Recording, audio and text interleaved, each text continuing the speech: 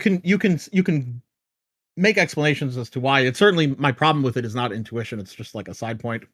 You can, it's I could at least hope that the intuition is there. It doesn't need to be there. And yes, you can deflate the intuition. You can have all sorts of ways of deflating the intuition as you've done so now. But anyway, the big problem. So the first issue is that there are certain laws of physics, at least as interpreted by all of physicists, that you probably will also have to actually you will have to reject. So, and the reason you would have to reject that is because there are quantities of certain things that have no physical mechanism of traversing infinite cardinalities that the laws of physics actually just straightforwardly entail are going to increase or decrease over time, but they couldn't increase or decrease over time because they have the same cardinality over time if you take this response to work. So, for example, the second law of thermodynamics, as a secular trend, the universe is taken to be a closed system, even on the cosmologists who think the universe is infinite.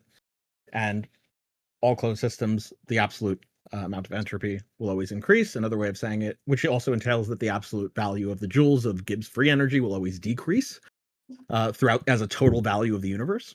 And that just can't happen if you take that response to work. Because if the universe is infinite, we could say, well, the total value of Gibbs free energy is infinite. And it can't decrease. It's not possible for it to decrease over time, actually, because the cardinality is the same at right to any time right now to any point in the future. And so, wait, sorry, I'm not quite getting. Sorry, so are you disputing that the universe is infinite, or are you? No, I'm saying. Yeah, go ahead. Sorry, yeah, I'm just trying to understand. Are you saying that this means that we should think the universe is not infinite? Or are you saying this means that we should think that even conditional on the universe being infinite, that we should still say that things decrease? Yes. So I'm saying, so actually it turns out to be that I would say both. I think these sorts of objections are actually going to turn into reasons to think the universe is not infinite. Even among those who think it is infinite in cosmology, they actually acknowledge like these sorts of there are at least some related issues as to what I'm mentioning, and I'm going to get into it. And they would cite this as like not only reasons to think the universe is not infinite, but like the biggest problem with infinite universes, or at least one of the biggest problems. However, even among those cosmologists who would still think the universe is infinite, they don't think that the Gibbs free energy in the universe is not decreasing. They would try all sorts of things. They would probably say something that there's like some sort of misunderstanding about, or like our mathematics is not complete, or something along those lines, or like we just haven't found a solution to the measure problem, not to be confused with the measurement problem, the measure problem. If in terms of expressing it as a ratio of something, but no one would bite the bullet on the infinite fuckiness. So just to be clear on what I am saying, we can get into that, but to be clear on what I am saying, so the main thrust is if you accept this sort of answer as working, if you accept this sort of reasoning as, well, actually, if the universe is infinite, then any absolute rarity is not a rarity at all. Then the problem is that is going to entail a rejection of at least one of. I am going to say let's move to not deal with some of these mics. Okay. Well, create a stage and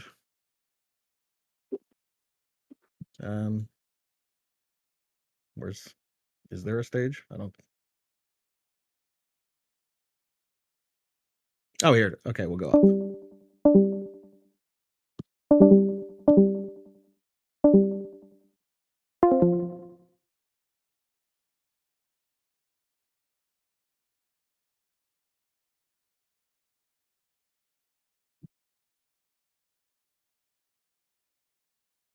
Okay.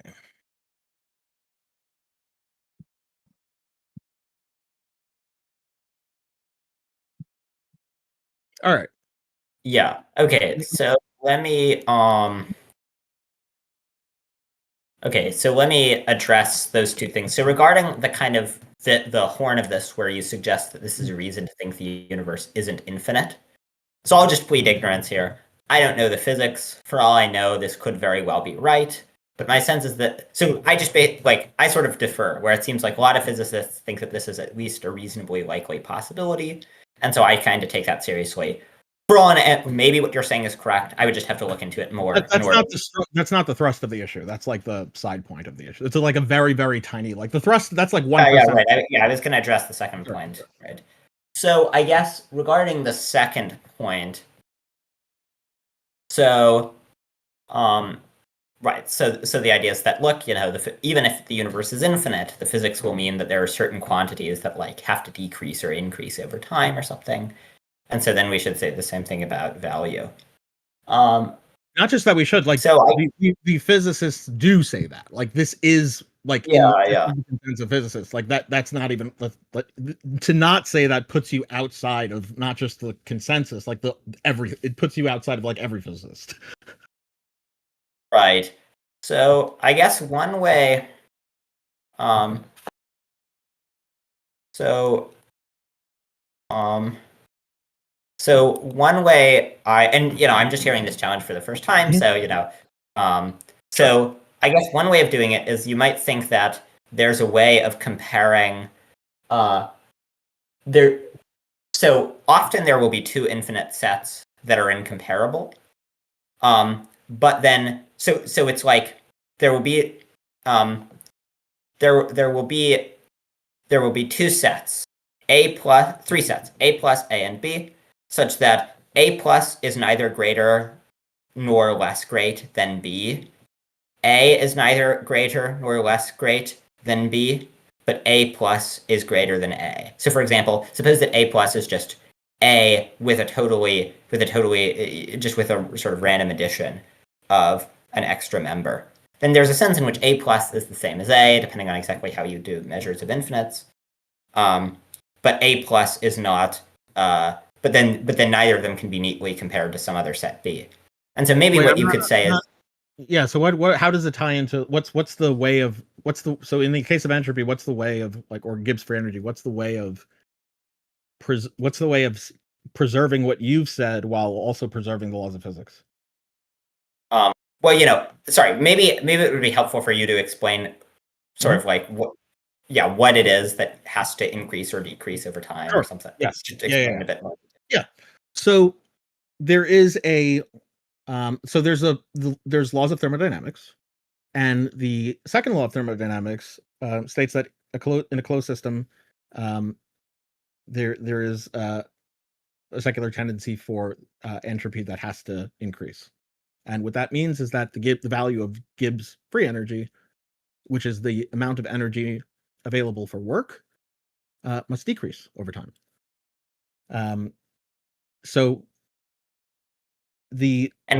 What's work? Sorry, I don't know anything. Work can be expressed in terms of force times distance. So if I apply a certain force to a given over a given distance, there will be a certain amount of joule of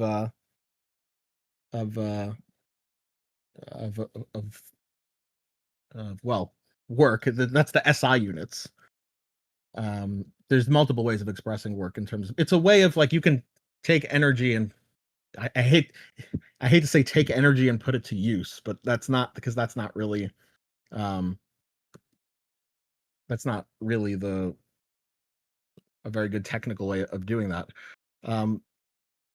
But work is essentially energy, and is a form of that is in the form of an application. So you can take energy and move an object, for example. So if I push an object, if I apply a force to an object, I haven't done work to an object. But if I use that force to move an object across a given distance, then I have done work. And that work is would be represented by the force that I applied to the object, multiplied by the distance the object has moved, and of course it's the cosine of the angle that applies to that object, because I can So or just work times distance, assuming the angle of the vector is in the same direction of the movement. So maybe one way to go. Wait, I'm sorry. Just briefly before we continue, I saw the room was it said fine tuning and fish. Sorry, my understanding had been we do the fine tuning debate and then we do like a YouTube stream about fish. Would you be up for that? Or oh, you mean you could stream whatever you want on your channel. I can stay right here. You can use your camera here if you want. Yeah. I was planning on doing like a StreamYard thing if that would work. No worries if not. That's I mean, that's fine. It seems like we're going to go back. There's going to be a number of back and forths. Why can't you just StreamYard from your end? Yeah, I guess I could. I feel like the format's a little bit better if it's not like in a Discord server, but it's fine either way. Yeah, because I prefer to just like not have all the audience and everything bounce back and forth. But anyway, let's figure that out at the transition. Yeah, sounds good. Okay, so I guess one way of going is but do you understand what the issue? Like, just I want to make sure you're. So yeah. What Gibbs free energy is, it's the amount of work in the universe. Sorry, it's the amount of energy in the universe that is available for work. And so the idea is that in a total state of entropy, there is no amount of energy in the universe that's available for work. Because there's no heat differential. There's no energy differential. You can't use an energy differential to make anything work. It's just a bunch of homogeneity. Yeah. So yeah, I get the core idea is that, look, you have to have work. So you have to have the free energy. Yeah, there's a certain amount of thing. Like this is not just this applies to a whole bunch of, like, it could apply to anything. Basically there are certain parameters in physics that have to be increasing. Yes. And then once you grant they're increasing, then the cardinality response becomes problematic. Because so I guess what I'd maybe want to say is that I think maybe the word increasing is polysemous, such that there's sort of like the sense of increasing relevant to physics is different from the sense of increasing relative to ethics, where so suppose that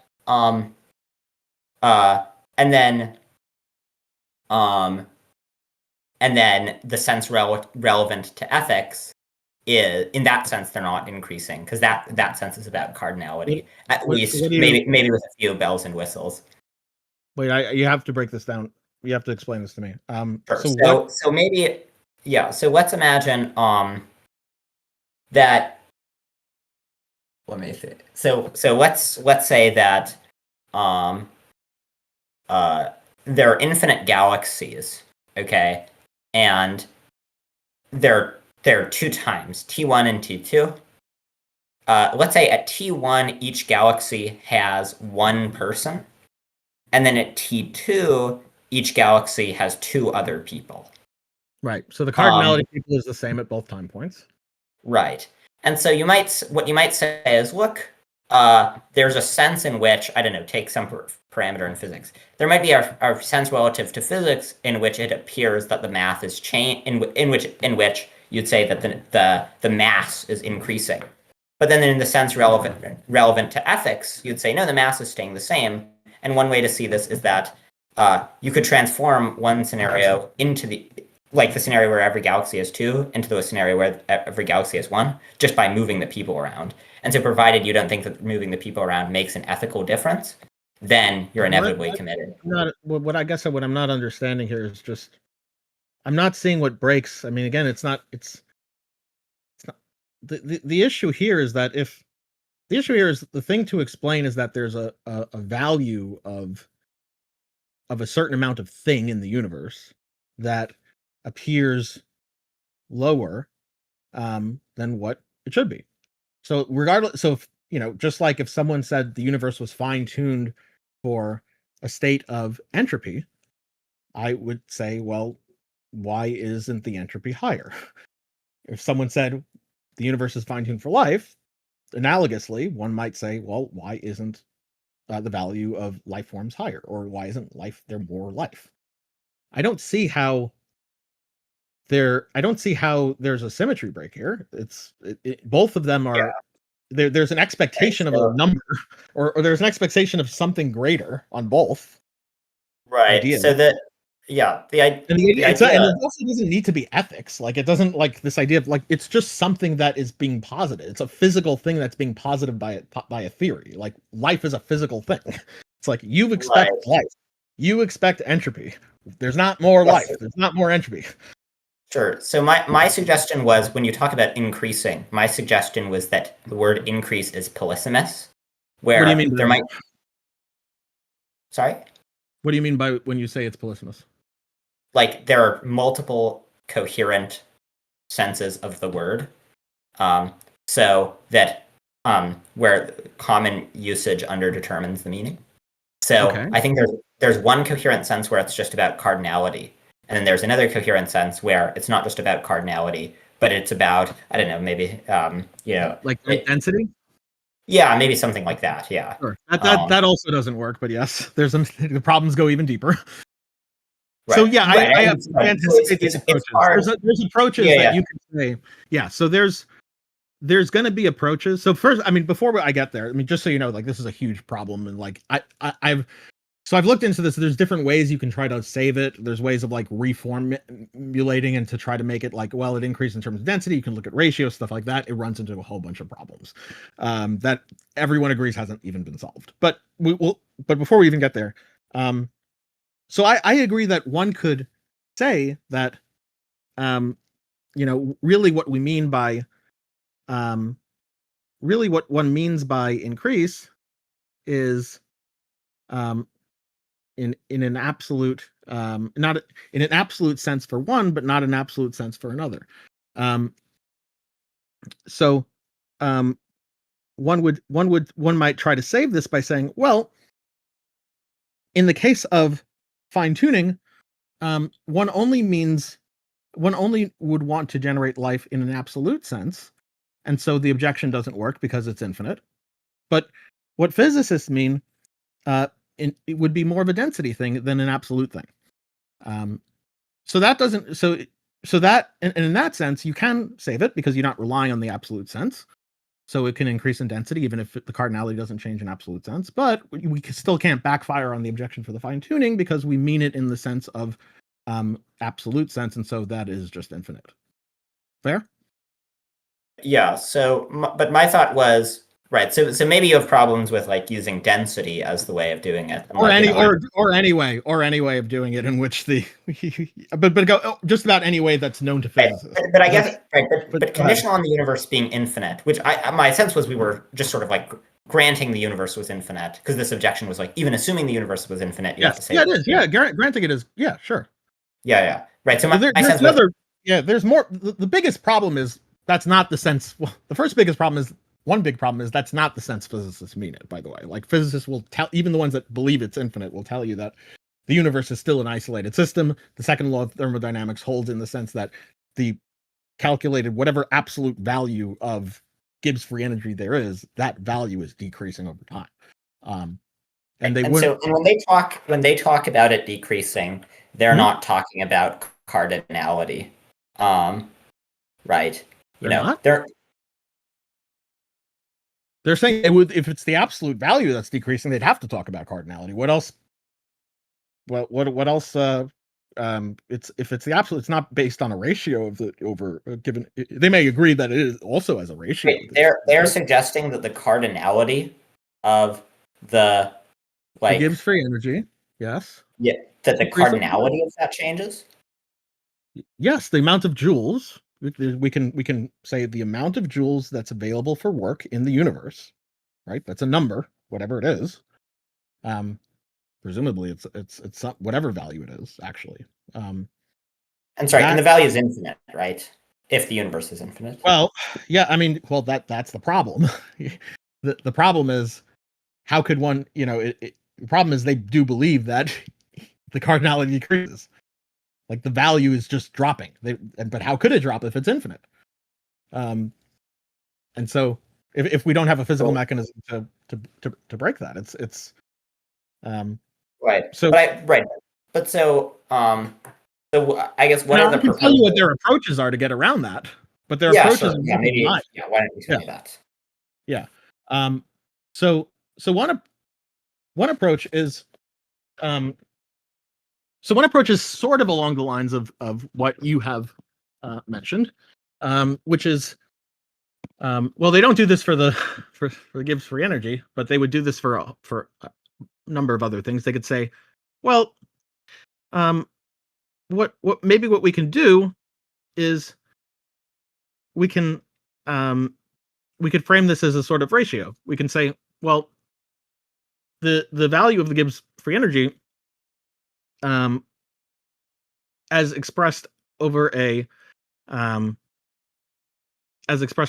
given amount of cubic meters, you know, this is one thing that can be done. They don't really do. I shouldn't say they do this in the context of entropy, because I don't think I've seen them actually do it for this thing. This might actually be just a big another thing, like people who believe the universe is infinite may haven't fully realized. But what they could do, they don't, as far as I know. They just try to say, okay, well, because they really do say the total, like they very strongly assert that the universe is an infinite, even the infinite universe is a closed system, and it has a decreasing value of joules in Gibbs free energy. But what, even if you wanted to try to do something like say express it in a sort of like ratio sense, like, okay, well, maybe the density of it, or maybe like amount of Gibbs free energy over a given cubic meter, well, that clearly is decreasing in cardinality, even if the total amount may be infinite. But it turns out that runs into another problem called the measure problem, not to be confused with the measurement problem. It's the measure problem, which has to do with comparing infinite ratios by carving out finite spaces in the universe, while maintaining an applicability to the value of while maintaining applicability to extrapolation to the universe. And it turns out when you try to do this, you either have generate completely erroneous results in terms of values that either are not physically possible, values that are completely unexpected by Penrose orders of magnitude or something crazy like that, or you generate crazy paradoxes like the Young's paradox. And there's been a whole bunch of physics that has tried to do this, whether by carving out finite spaces of the universe in terms of space, in terms of time. They've tried to do this with certain notions of proper time, and it turns out none of them work. None of them. None of the ways of doing this to try to save this problem, which is really, by the way, ironically enough, it's actually classically known to be a problem with multiverses, but it actually applies just as equally to any infinite universe. So they've tried all sorts of ways of carving out finite space to try to express this differently. And by this, we mean just any sort of ratios in which we're dealing with this sort of infinite problem, to try and come to some limit for an answer. And these different ways of carving finite quantities out are called measures, hence the name measure problem. For those who are interested in reading further about the measure problem, I'll just drop a link in general chat. You can browse the wiki on it or whatever. So it turns out that there really is, if there's anything that's agreed upon in cosmology, I think, even among those who think the universe is infinite, it's that there really is no good solution to this problem. But and then maybe that's just a function of like, we just don't have the mathematics to handle it or something like that, or that some have admitted, it's like, okay, well, maybe the universe just isn't infinite. But what I don't think anyone does is they say, all right, well, this thing just, what I don't think anyone does is they bite the bullet on the measure problem in a way that you could just bite the bullet on something like the repugnant conclusion. Like no one bites the bullet and says like, okay, well, the universe just is succumb to infinite fuckiness. And just Sorry, what? Like no one like bites the bullet on like the youngness paradox and thinks almost certainly we're a Boltzmann brain in the Yes. first millisecond Yes. of the universe. Right. Yeah. So I think right. So I obviously I don't have a strong view about like what the right solution to the measure problem is, or like I my sense is right that it there's not any agreement about it about what the right way of doing the measure is, right? But I don't. The agreement is that know there really is no good solution to it that has been ever discovered. But no right. Yeah. But no one seems to Yeah. think that that's a reason to start biting bullets on. No, they may bite the. No, the point is that they may bite the bullet, even if someone does bite the bullet on the youngness paradox, which they don't. Like I think the easiest bullet you could bite on is like high imprecision to like orders of magnitude, which is a really huge bullet to bite. But sorry, right. But, yeah, like you're gonna just generate terribly hard like results, like shit, like results that make very little sense. They're like incredibly imprecise by like many orders of magnitude. That is a huge bullet to bite, but that's probably the least problematic bullet to bite. But what they definitely don't bite is they don't go and start biting bullets and say, well, now we just have to come up with this completely different notion of the laws of physics, and we have to just start doing all this stuff to say like, okay, well, really, the bullet they don't bite, plainly stated, is just that the total value of Gibbs free energy in joules of the universe is not actually decreasing in cardinality. Like, I don't know anyone. I don't think anyone bites that. Wait, not actually decreasing in cardinality. Wait, sorry. Maybe I'm confused. Sorry, cardinality is the measure of the size of an infinite set, right? Or is it just cardinality can apply to? Can't cardinality apply to sets of 3 or 4? Wait. Oh yeah. Oh, okay. Yeah. Sorry, I'm stupid. Yeah. Sorry. Okay. Cardinality is just the size of a set. Okay. Makes sense. Yeah. So so they're going to say that the cardinality of the value of joules of Gibbs free energy is in the universe is decreasing. Like, no one bites the bullet that that's not true. There's a whole lot of problems that lead. There may be a whole lot of issues that lead to that. Wait, sorry. Is it true that like the way they'll measure sets will be not in terms of like traditional cardinality measures, right? So people who are trying, like for example, it's not like the Gibbs free energy will go from like Aleph null. Sorry, we'll go from like Beth 1 to Aleph null or anything like that. No, it's not. We don't know if, like I said, we don't know of any.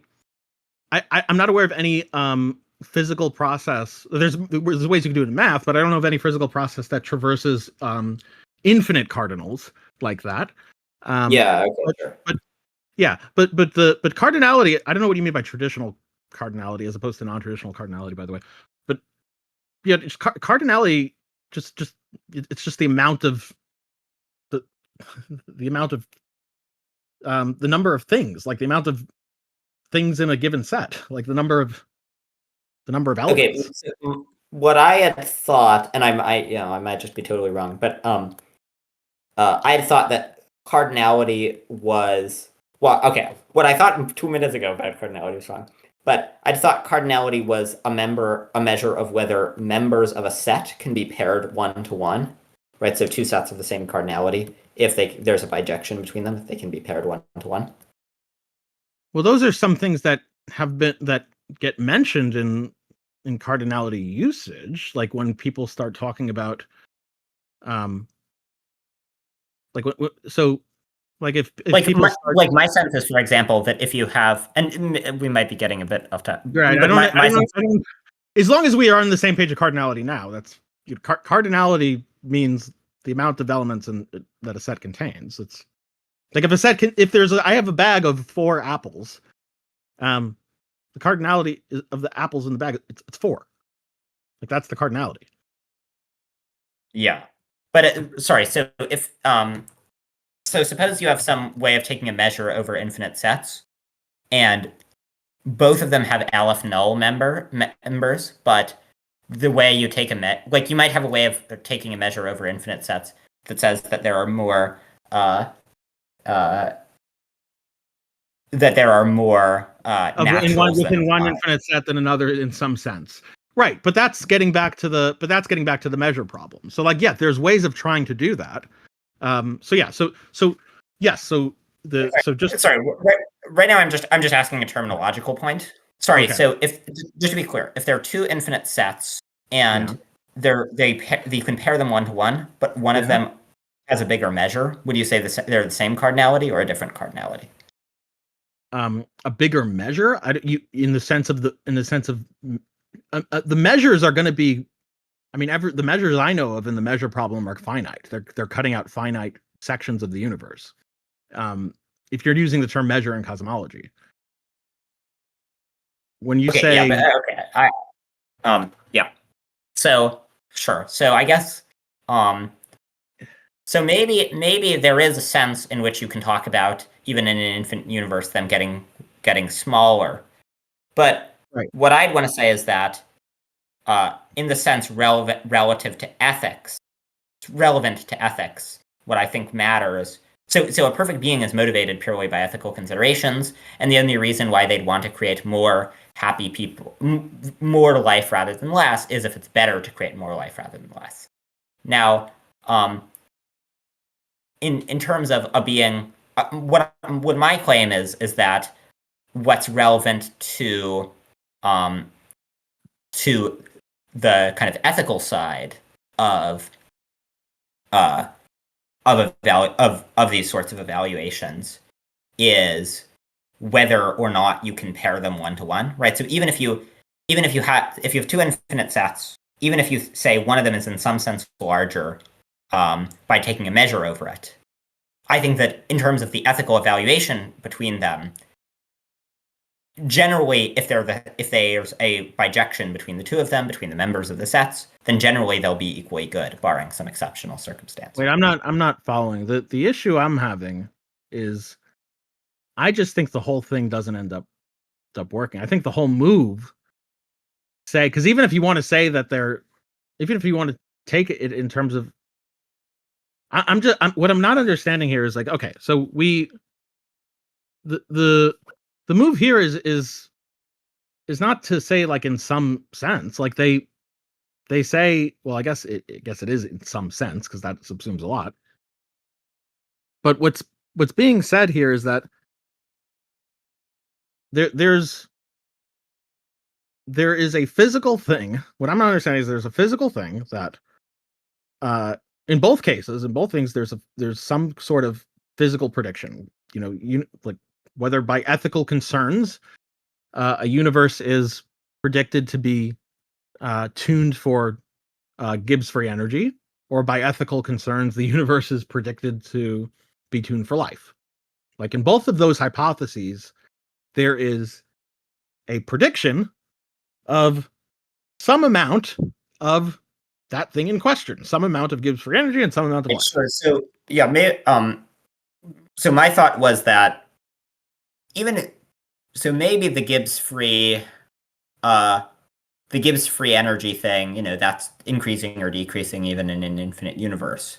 But I don't think when deciding, so what's relevant to this is how a perfect being would make evaluative comparisons between different universes with different sort of density of life, right? Whether such a being would prefer life where a universe where there's life, say, a million times galaxy. What's being said very simply is why isn't there more? Whatever said, you could fill in the blank in whatever sentence. Say, why isn't there more? Just like you could say, why isn't there more Gibbs free energy? Say, okay, well, why isn't there more Gibbs free energy because look, if someone posits that the universe is tuned for Gibbs free energy, one can ask, it's a legitimate question to ask, why isn't there more Gibbs free energy? Just like someone says, okay, it's fine tuned for life, why isn't there more life?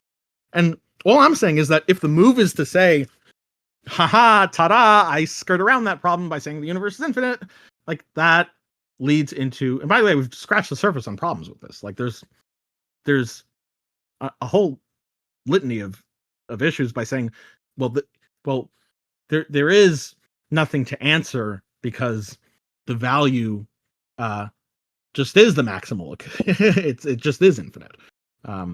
So what I'm saying is that move that move there is not a legitimate move. And the reasons it's not a legitimate move is it leads you, it does quite straightforwardly lead you to reject laws of physics, and even attempts to save that, they go against what physicists say, and even they don't work for other reasons. And so what I don't understand is, if we posit those two different hypotheses, the Gibbs free energy, to the Gibbs free energy tuning and the life tuning, I'm not understanding what separates. If they're both motivated by ethical concerns. Wait, what? The Gibbs free energy thing is motivated by ethical concerns? Let's just say that there's a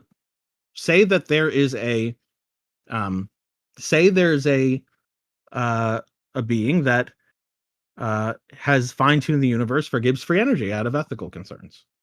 Then the question is, well, why isn't there more Gibbs free energy then? Just like a being for ethical concerns has fine-tuned the universe for life. So if there's infinite Gibbs, as a simple case, you could imagine that the Gibbs free energy was conscious or something, and then you ask, why isn't there more Gibbs free energy?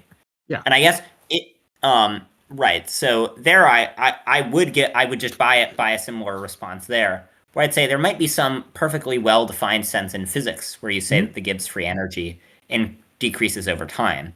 But in the sense relevant to ethical evaluations, I think the sense relevant to that is bijection. Otherwise, you can change around how good a state of affair is by shuffling the people around. What do you mean when it's wait, what do you mean bijection? What's the sense? Like, so my thought. What's the sense in which it can't be low, it can't be more, or like, because that's what I'm looking for. Like, what's the sense? Because the response is the question is always why isn't there more?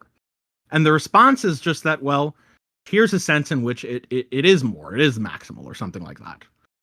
So what is that? I think the answer is because whether there's more or not doesn't actually affect anything that matters. And here's one way to see this. So imagine, so stipulate the universe is assume the universe is infinite. And let's say that you have just for a simplifying assumption, you have each galaxy has 1 million planets.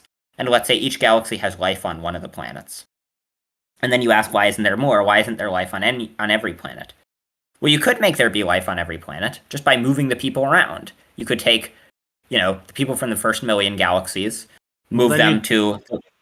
Well, wait, no. When they say more, it just means why isn't the total amount of people? That's a density thing. I'm asking, why isn't there more people? Like, for example, why isn't there n plus 1 of however n is however much many people there are right now? Why isn't there n plus 1? So, right. So you could always, right. So you're asking, your question is not, your question is not about why there isn't some distinct state of the universe where there are more people. Your question is just why aren't there just like additional people who could be made? More than we have now. Yeah. Why aren't there more people? Yes. Like, why? It's just like I could say, why isn't there the amount of Gibbs free energy, the amount we have now, plus 1 joule, or plus any amount of joules? Yeah. Right. So I guess I would agree the answer I've given so far doesn't suffice to answer that question by itself, because I think the addition of an extra happy person would be a good thing, even if the universe is already there. I guess there are a few ways I could go in response to that. One of them is just to say, look, provided that the amount that God can create is unbounded, so provided he can always create more stuff, then he, at some point he has to stop, right? He can't, he has to stop at some point. And so there's no reason why once he makes infinite good things, there's no reason why he can't create more. He does have to stop at one point? I thought he was omnipotent. Well, he's omnipotent, but if you think that no matter how many people he makes, he could always make more, then there's no maximum. So just like an omnipotent being can't pick a greatest. Yeah, I don't know. I may not know where So I may. So then the issue would be, well, I may not know, where the stopping point maybe, even if we posit all of that to be true, but it like similar to the Wright's brother analogy, like I might not know what the perfect plane is, but it's not the Wright's brother plane. If we scoured the universe and only found a few joules of free energy, we could simply say like, okay, well, mate, was it really just 3 joules that we had to stop at? So yeah, I mean, I could say like, looking through the entirety of the universe and saying like, okay, well, we've only seen life on this planet, and even if we count up all the life forms, all things considered, it looks pretty small. So it would be like, really? Like, okay, yeah, I mean, maybe you do have to stop at some point. That's maybe in contention, but, even if you did have to stop at some point, certainly there are values for which it would look pretty silly to stop at. Right. Just like, right. Like if you claimed, oh, this is a perfect being, and then they make like 6 good things, you're like, what? Yeah. Why only 6? Even if they have to stop at some point. Right. Yeah. Right. So I guess I would grant that if there was only a very, very small amount of good stuff in it. But once you grant that there's an infinite amount of good stuff in it, and potentially an arbitrarily large multiverse where there's infinitely more good stuff, right? So maybe even a higher cardinality, like maybe there are, some more than Aleph null good. By the way, I don't see how a multiverse would increase the cardinality of the infinite value. Why? Because it would couldn't you just make like Beth1 good things? It may be logically possible to increase it. I'm not saying it's not logical. I just don't see how the existence of a multiverse accomplishes it. Well, if you made a multiverse with some higher cardinality of good universes, right? Wait, I don't understand. So it would just be analogous to let's say how many let's say we have 2 sets. Let's just make it simple. Like there's 2 universes. One universe has all the odd integers, and one universe has all the even integers. The cardinality of both of those universes is infinite, but the cardinality of all integers is still is also Aleph null, and so the subsumption of that multiverse is still going to be Aleph null. Right. Well, right. So if you make Aleph null universes, then the number of good things won't be more than Aleph null. But God could make Beth1 universes or Beth. Okay. So right. But okay. So that's just. But now that's you're saying something different. Now you're not saying that the mere multiverse does that. You're saying there's some way in which God does I didn't mean to suggest that just like right. Obviously, if you only have like 3 other universes, right, or even an infinite other. Just even if you could have infinite other universes, that still won't increase the cardinality. Sure, right. Yeah, 3 infinite, so long as it's right. But if you have a higher cardinality of infinite, as I think there's every reason to expect that to do. So I'm just saying that we don't know of any physical mechanism that does that, even including multiverse. But it could, it's possible a god could do that somehow.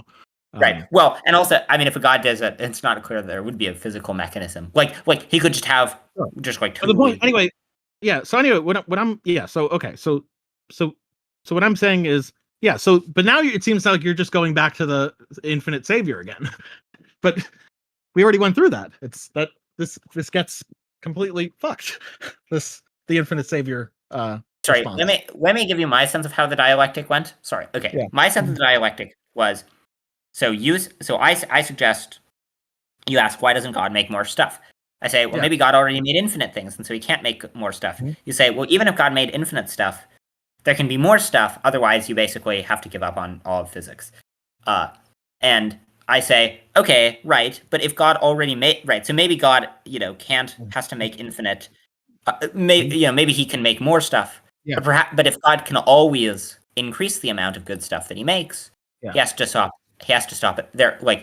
There isn't any maximum that he could create, so all he has to do is create a very, very large amount of good stuff. And then after he's created a very large and infinite amount of good stuff, he has to stop at some point. Then your response is, well, sure, he has to stop at some point, but he doesn't have to stop at some. He doesn't have to stop at such a low value. And your response is, well, if the universe is infinite, it's not a low value. Now, but that's going to fall afoul to a very similar response that I gave initially to the infinite savior argument. And so because actually, so the Gibbs free energy is on the laws of physics is entailed to fall to 0, and one could always say, well, if someone is analogously trying to tune the universe to Gibbs free energy, one could always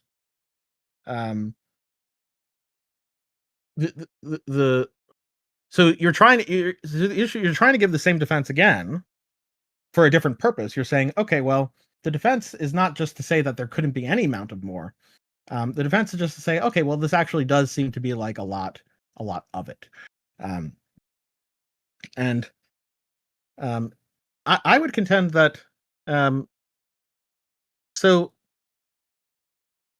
I think that just runs afoul of a very similar objection, just parallelly modified with the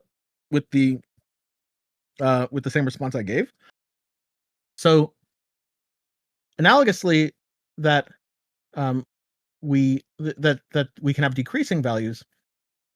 We also think that there's going to be small values on the Gibbs free energy. So it's not just that any value could change, that it's entailed to reach zero. In fact, the state of entropy of the universe on many of the cosmological theories is at a minimum point, which means Gibbs free energy is at a maximum point at the Big Bang. And then it entails eventually the heat of the universe to reach zero Gibbs free energy and maximal entropy.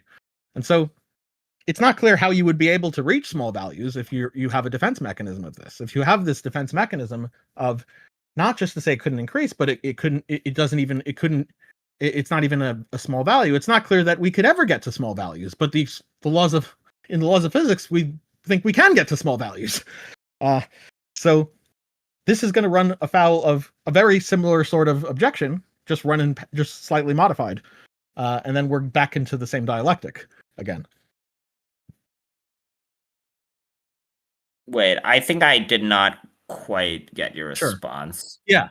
So the problem analogously, the first thing you mentioned was that, well, there is no more that could be created because it's just infinite or something like that, So the problem is that with that is that, well, the laws of physics entail that there is more that could be created, or that because of for things like analogous entropy concerns. I grant more that more could be created. My point is, I know. And then your next move is to say, well, it seems like a lot has already been created. But the problem there is if you use that escape hatch to say it seems like a lot has been created, that's going to fall afoul to a similar problem, which is just to say again. So first of all, I'm just going to start it off where I said in the beginning. You should have an intuition that this move is a very cheap one. Hopefully you have a bigger intuition about it now than before, even though it's infinite, about infinites. And then the reason is because if that were true, it's not clear that we could ever reach small values like this. Whatever. Wait. When you say, what do you mean when you say it's not clear we could any theory? Yeah, any theory on an infinite universe, any theory that could have an objection for small value generations, like any theory that predicts a small amount of something, would never predict a small amount of something because it's infinite. The thing that's there is infinite. So any theory that predicts a small amount of rocks would never predict a small amount of rocks. Any theory that predicts a small amount of people would never predict a small amount of people. Any theory that predicts anything that there is in the universe, no theory would ever predict this because or at least successfully predict it, because one could always say it's infinite, and so there's an infinite amount of it. But the problem is the laws of physics entail that there is a small amount of something, namely, at least at one point, a small amount of Gibbs free energy. But the problem is, if the universe is infinite, there will never be a small amount of Gibbs free energy. What do you mean? In what way do the laws of physics entail that there's a small amount of Gibbs free energy? I understand that it entails that there will be I understand it entails the amount decreases. Yeah, but, that there will be a small amount of Gibbs free energy. What will the small amount be? Zero. Okay, it will be zero. Okay, fine. Yes. Yeah. It will be in heat death. But the problem is you could never get there. There would never be if you take this thing to work, it's not clear that you could ever get there, because you could always posit, if the universe is infinite, you will always be able to posit that there is some space in the universe where there's non-homogeneity of energy, and there would never be the value would really of the totality of the universe would never be 0 in totality. Like analogously, this also cuts against. I don't get why that applies. So yeah. So sorry. What I'm not understanding, to be clear, is the inference from that if there's an infinite amount of life, then sort of like God already is satisficing. I don't understand the inference of that too. The Gibbs free energy would never reach 0. Yeah. So the problem is when you use this, okay, it's a problem with the general strategy you're using. You've basically just used the general strategy for a different purpose now. And the general strategy is to say, well, there's some value that's not expected on the theory, but that's never a problem because infinite universe, though. The only difference in what you've done now is instead of saying, well, why isn't there more? You've used the same strategy to say it's more than a small value. But the problem is even that goes against our understanding of physics. Because if the strategy works, if that strategy works, which is to say we expect a large amount of something, we observe a small amount of it, but really we didn't observe a small amount of it because infinite universe, though. If that strategy works, then it also cuts against our current understanding of physics because the Gibbs free energy would never reach 0 if the universe is infinite. It's not, or at least because if the universe is infinite, there's at any point in the universe, in an infinite universe, anything within the bounds of the laws of physics of the universe that can happen essentially will happen, and so there will be some point of non-homogeneity of energy distribution, and so there will never be a 0 Gibbs free energy value. There'll never be a heat death of the universe, which is also against our current understanding of the laws of physics. So it's a problem with the general strategy you're using. It's not a problem with like any theology. It's just a problem with the strategy of defense you're using. You're using a defense strategy that it accomplishes it's basically what you're doing is you notice a fly in the house, and you, instead of taking a fly swatter to the fly, your solution is to take an atom bomb to your house. It works, it kills the fly, but it completely destroys the house. If your strategy works, if your strategy works here, this whole strategy of saying, oh, we can always save the theory by saying this low value isn't low because infinite universe, though, that's going to cut against a whole bunch of stuff we don't want to cut against. Yeah. Sorry, I think I may just be being stupid here, but I feel like I'm not seeing the picture. Maybe would you want to like type it out or something? Type out the steps, maybe. Okay, so let's do it like this. I'm trying to. The answer to your question is, I mean, I can, but I kind of don't want to. I'm trying to think of a way if I can explain it better before I do that, because I like talking instead of typing. So let's say we have some theory that, well, let's just take it to be like the case. Okay, I'll try one more time instead of like, and then I'll try to think if I can think of a novel way to explain it. So let's say we agree that on our understanding of physics, the value of Gibbs free energy is going to be 0. It's going to reach 0, i.e. the heat death of the universe. There's no available Gibbs free energy for work. However, if there is an infinite universe, then there's always going to be some there will always be some spatial location, no matter how rare it is, where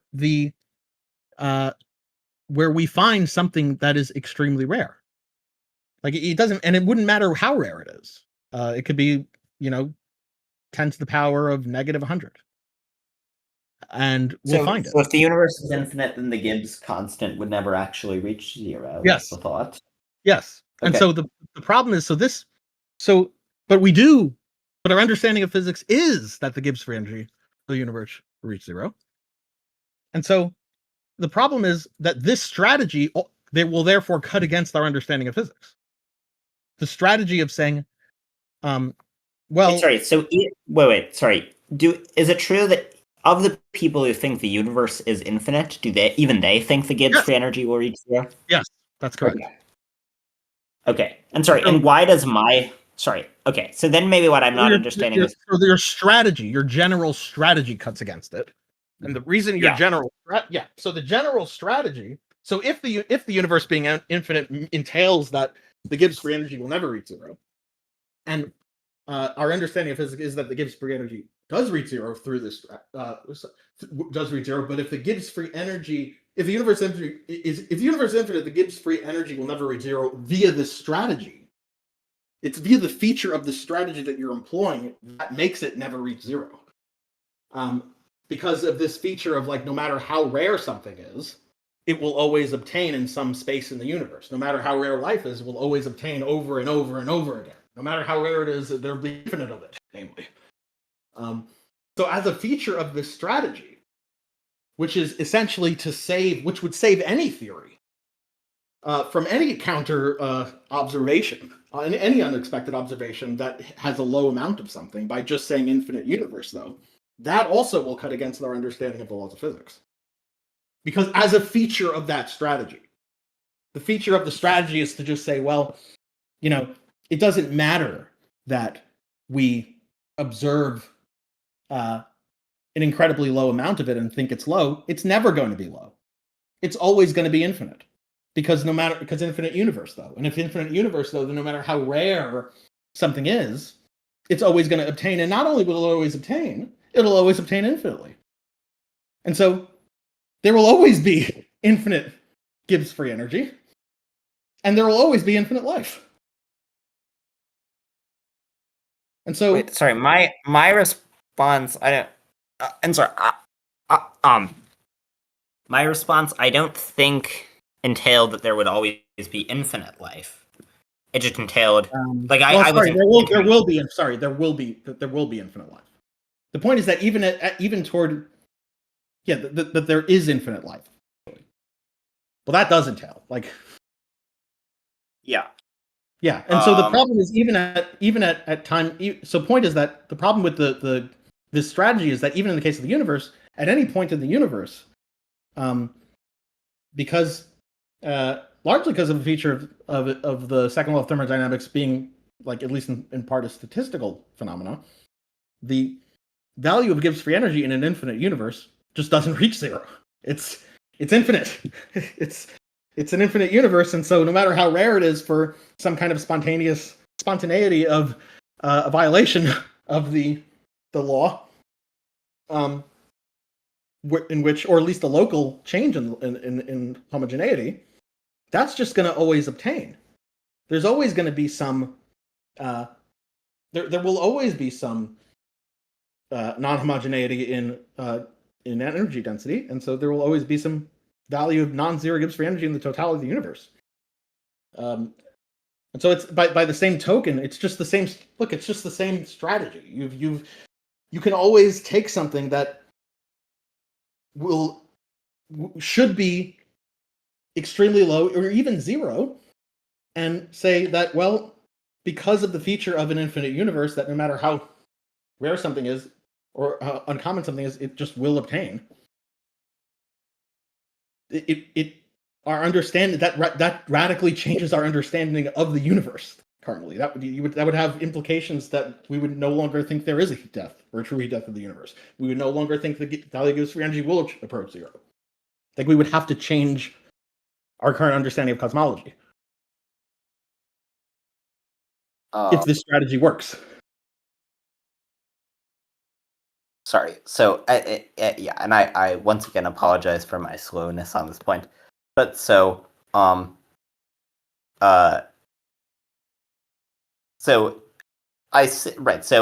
with both the Gibbs free energy, we think it's infinite now.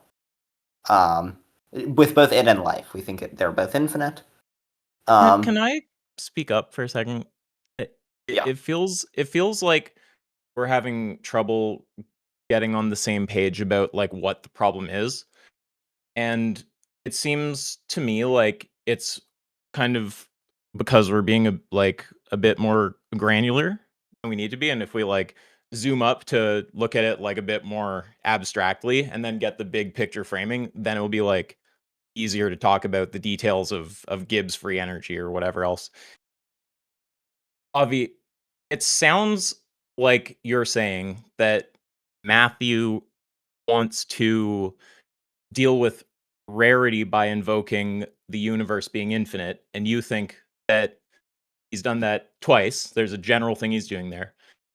And you think that entails that you think that creates problems because the universe being infinite is at odds with modern physics. I think you'll notice. I think just almost any invocation of that to save theories in this way is a completely illegitimate move that generates all sorts of problems. Like, yes. Yeah. So let's like split it up from invoking it in this way because that binds it all up with rarity and all this stuff. Just one totally separate thing. Obvious saying whatever you do, if it gets you committed to an infinite universe, you're in trouble. Correct, Avi? Not just no. That's not true because there are people. I'm saying whatever you do, if it commits you to saying that an infinite universe is a savior move for these problematic rarity observations, it fucks you. Okay, why does it matter? You can believe in infinite universe. That's fine. I don't have the issue with that. What the issue I think is that's at odds with modern physics is the move of saying the conjunction. The move is that infinite universe is not at odds with modern physics. That in and of itself is not. Like there are physicists who believe that. The move that is at odds with modern physics is to hand wave away any rarity problems by saying infinite universe, though. That move, that general move, is what I'm taking issue with. I'm saying that is an illegitimate move, and that has a whole list of problematic entailments. Some of which violate laws of physics, some of which put us at odds at our understanding of physics, some of which leads to paradoxes, some of which leads to, and some of which, by the way, just backfire on fine tuning. But we could get into that. But sorry, maybe I understand the picture. Sorry, let me see if I'm getting this right. So you're thinking what I'm doing is analogous to the following. So let's say let's say there were two theories, okay? And one theory predicted that on average you'd get only one atom of iron per galaxy. And the other one predicted in terms of a density prediction. My issue is broader than that, but yes, go ahead. Right, sorry. I just want to give this example to see if I'm broadly getting it. Sure. Okay. So one of them is that one theory predicts that you'd get roughly 1 millimeter of iron per galaxy, and the other one predicts that iron would just be very abundant. Okay, so what you're saying is what I'm doing is like the following. So we find ourselves on a planet that's just filled with iron, and you say, "Oh, surely this confirms the first theory." And I say, well, hold on, I don't think it confirms the first theory, because both theories predict that there are going to be an infinite number of galaxies with any particular quantity of iron, right? Because even if on average they only have 1 millimeter of iron, there will be an infinite number of galaxies that are entirely iron. And so you're thinking what I'm doing is now. You have the general. Yeah, I think you confuse the two theories up there because, but sure. Yeah, I think the first one you mentioned is it predicts 1 millimeter, 1 ml of iron. Okay, I see. Yeah, so I guess what I want to say is that the observation would be we only observe 1 milliliter of iron. So we only observe 1 milliliter of iron is the observation, and then you say, okay, well, certainly theory 2 is wrong then, because we would observe, I don't know exactly how much iron is, but we would observe a lot of iron, whatever a lot means. And then the move there to say is, well, we actually do observe a lot of iron because infinite universe, though. And this could apply to any theory, that predicts any different quantity in the universe, and your conclusion is neither theory really makes any different predictions, because they all predict an infinite amount of it. Yeah. So I guess my thought would be the difference would be that that I think that there's a kind of like anthropic response to the first one in a way there's not for the second one, right? So in the case of the iron analogy, if you had, but by the way, that's not. Just to be clear, that's not even my issue. That's a separate issue. That's probably tier 3. That's not even one of the issues I had in mind. It's an issue you're bringing up, but we can add it to the list. My issue is this move violates our understanding of physics. Just to be so, yes, there's concerns you're bringing up. So the move you're bringing up right now is an epistemic problem. Like, okay, well now we have an epistemic problem of how we compare theories if we're going to use this strategy. But so yes, that's a relevant concern, and maybe you can generate some response to that. But that's not even what I'm mentioning now. What I'm mentioning now is this just cuts against our understanding of physics.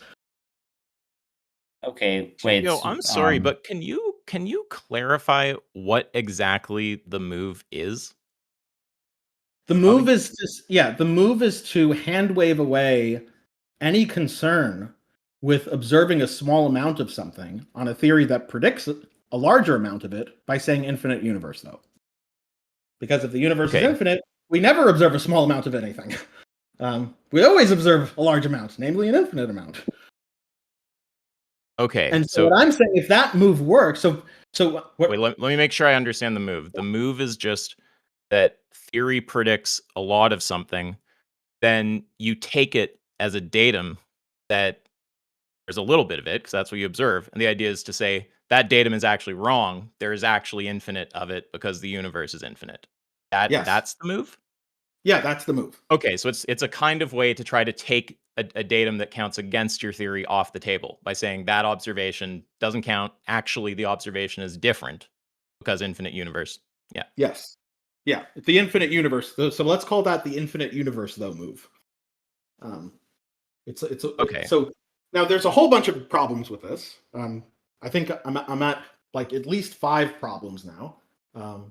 4 of which I think are just completely devastating. But the 5th one is, I think Matthew may have a solution for. So the one Matthew seems to be getting at is like, okay, well, this seems kind of silly epistemically because, like, well, how do we predict anything on theories? Because, like, we have lots of theories that, well, there may be some theories that work, but we have lots of theories that predict certain quantities of things, and it doesn't seem like we're going to be doing a good job of generating predictions if we could always say they predict an infinite amount of them. But that's not even where I'm at now. We can talk about that, but my big issue with this is that if we accept this move, we are going to have to accept like fundamental changes in our understanding of physics that physicists don't agree with. So yeah, sorry. Sorry. So yeah, sorry. I still feel like I'm basically not getting it. I don't know. Maybe I'll try like re-listening to the recording or something and see if it makes maybe sense. You're thinking. Are you thinking about fish right now? No. Be honest. No. That didn't sound very convincing. I think it sounded very convincing. But all right, you want to do a fish intermission? You want an interfission? An interfission? Because Sorry. When you say intermission, were you imagining that we would then talk more about fine tuning later in the day? No, it's fine. If you're burnt out, I probably have other things to do as well. If you just want to do the fish stuff, that's fine. Yeah. What would you think about doing a StreamYard one? I think you can see the people's face. StreamYard is, I think, it works a little better. Sure. Let me, yeah, that's fine. Okay, then thanks. we will talk about. I'll see you shortly. Just send me a StreamYard link. Okay, sounds good. Yeah, thanks for chatting. I mean, we're about to chat. We're just. If we end up with the overall topic, though, like, did we get to agreement on it, or did we table it? He doesn't. The point of what we're at is that. So it seems like he does understand that there's at least a potential problem with invoking this move in one sense, which is like invoking it in terms of explaining away why isn't there more. but then he tried to invoke it again to say, like, to explain away why there isn't a little bit of it. And he's not. It doesn't seem like he's understanding why a similar parallel response. Yeah, I think basically where we end is I don't ultimately really get the challenge. Like I'm just confused, you know. Yeah, well, you get the challenge. You don't understand how it obtains. Like the challenge is, at least from what I've said so far, is that if we accept this strategy, it's at odds with our understanding of physics. Like that is the challenge. Right. You don't understand how that happens. Is what that's right. Yes. Yeah, that's where we are. Okay. Yeah. And is how it happens a matter of understanding a ton of details about physics? I might not be the best one to ask. So, I mean, I guess you can pull. I don't know. Because I want the original thing to get resolved. Like, this originally came out of a fine tuning debate, right? Yeah. Like, what does this do for that original dialectic? Sure. Yeah. It explains rarity of life. Like in any sense. Like it doesn't matter what. Because look, you agree that. So Matthew put something on the table in the initial discussion, and now we've reached a point that we're not sure if that thing works. Is that correct or is that wrong? Matthew put an initial thing in the discussion to explain rarity of life, and now what I'm challenging that general move. Yeah, and I'm asking, and it seems like he understands, and it seems like he understands. Yeah, I think where he's at is he understands why the general move is problematic in some areas, but I think he's trying to generate it for another area, and he's not sure why it's problematic in that other area. Like why it results in the same problem. Or a similar I'm trying to understand. Okay, wait. And is this the only barrier to the initial fine-tuning debate being resolved, or is there more to that? Well, the other thing I guess there's a lot more. Okay. So just this particular branch, though. So this came off of using this particular rarity reply. And Matthew, is it right to say that you are now currently you're agnostic about whether that reply works? I would still lean towards thinking it works, but I'd